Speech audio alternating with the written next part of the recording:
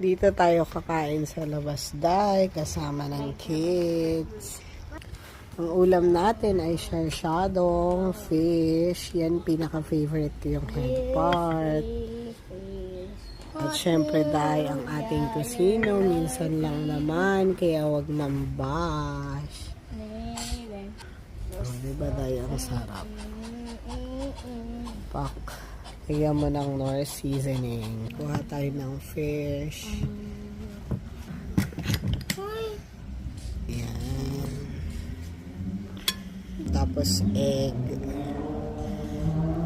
Lagyan natin ng sabaw. Lagyan natin ng a little bit Knorr seasoning. Tapos kuha tayo ng tusino. Pak. Hindi mo kaya, day. Lagay mo sa rice. Subo na, day. Subo ulit. Ang ulam namin